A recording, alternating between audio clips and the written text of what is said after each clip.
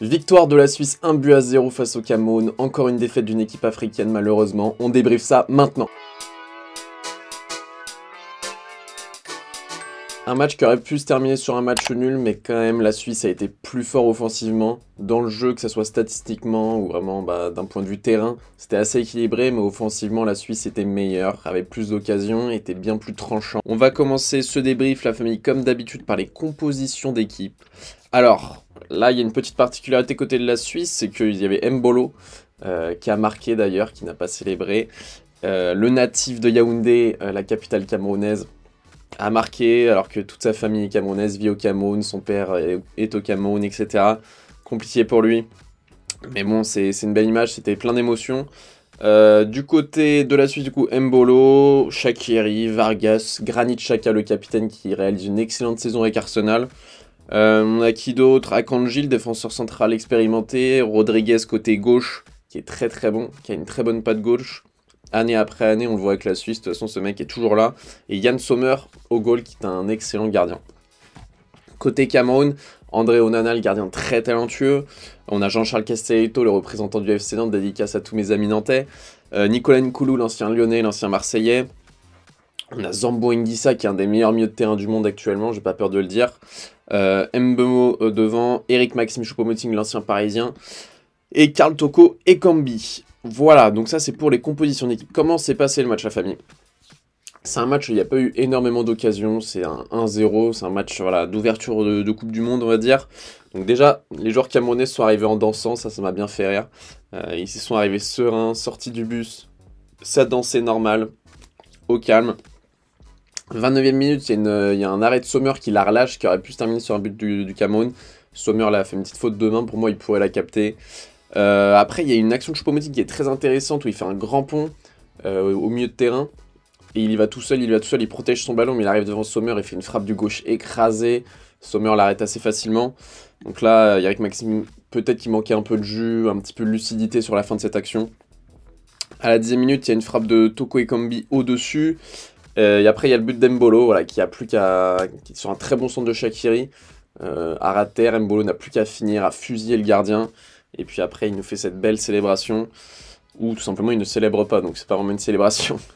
À 45e, juste avant la mi-temps, Akanji qui fait une tête un petit peu trop croisée, qui aurait pu permettre à la Suisse de mener 2-0 avant la mi-temps. Donc à la mi-temps, il y a 1-0, voilà, la Suisse a marqué sur sa plus grosse occasion. Et le Cameroun a des regrets. Ils ont été meilleurs que la Suisse pour moi en première mi-temps, mais ils n'ont pas réussi à performer. 66e minute, très très gros arrêt d'Onana, vraiment celui-là il est impressionnant, à bout portant il arrive à la sortir en corner. Si vous avez vu le match, je pense que vous voyez très bien de quoi je parle. Onana a vraiment fait un arrêt de très grande classe, de classe mondiale. 92e minute, il y a un centre et il y a un sauvetage qui évite le but des fesses de Nkoudou, qui arrive à tacler et à choper le ballon avec ses fesses. Et à la fin, pour la dernière action, où la Suisse a failli mener 2-0. Donc le Cameroun a réussi à esquiver ce but par la part de Castelletto qui bloque la frappe de Seferovic, pardon. Très beau compte de Castelletto. Et tant mieux pour le Cameroun parce que le goal à virage peut être très important dans les phases de poule.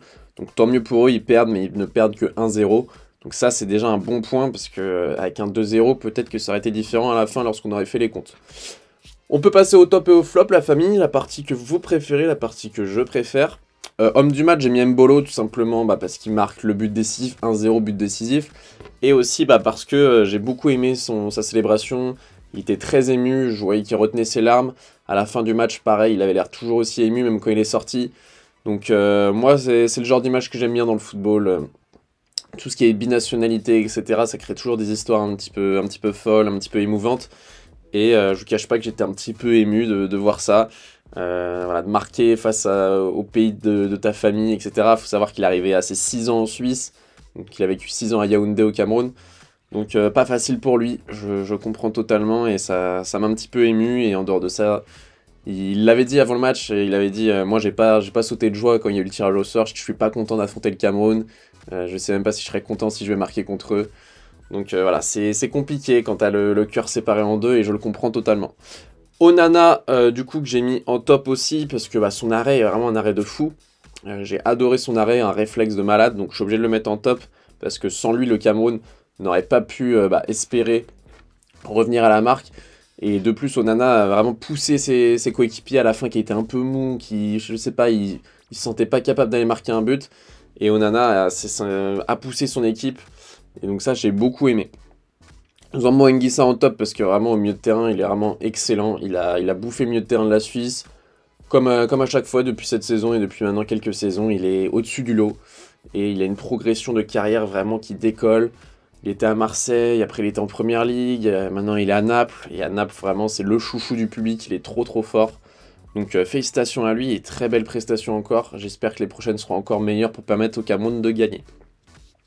D'ailleurs les gars, je vous l'ai pas dit, mais toujours pas d'équipe africaine qui ont marqué de but lors de cette Coupe du Monde.